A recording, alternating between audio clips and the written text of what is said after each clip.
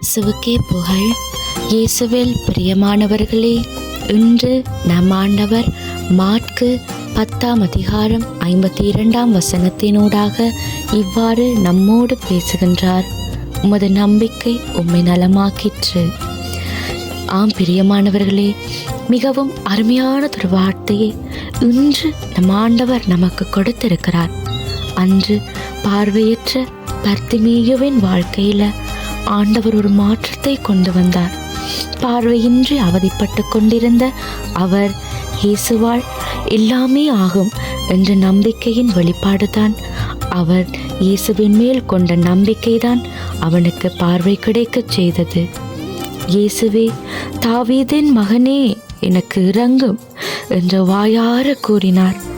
பிரியமானவர்களே, இன்று நாம் எத்தனை பேர் இப்படிப்பட்ட நம்பிக்கையோடு வாழ்ந்து கொண்டிருக்கிறோம்? ஆண்டவராலே முடியாத காரியம் என்று ஒன்றுமே இல்லை.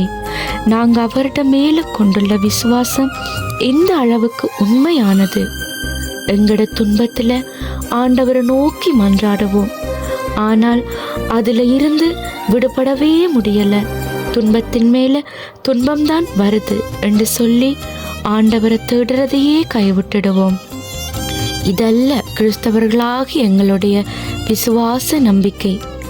இந்த துன்பத்தில் இருந்து உன்னால் மீளவே முடியாது என்று சொல்கிறவங்க மத்தியில் எந்தவனாலே எல்லாம் ஆகும் என்று சொல்கிற அளவுக்கு நாங்கள் விசுவாசத்திலே உறுதியாக இருக்கணும். உங்களுக்கு ஒரு பிரச்சனையா, தொழிலில் நஷ்டமா, தீராத வியாதியோடு அன்றாடம் போராடி கொண்டிருக்கிறீங்களா? கடன் பிரச்சனையால் நிம்மதி இல்லாமல் வாழ்கிறீங்களா?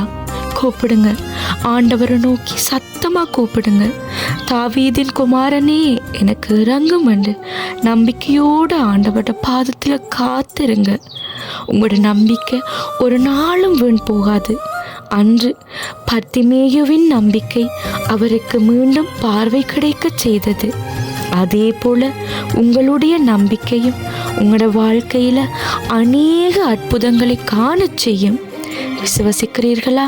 முழு மனதோடு ஆமேன் சொல்லுங்க. இயேசுவின் நாமத்தினாலே ஆமேன்.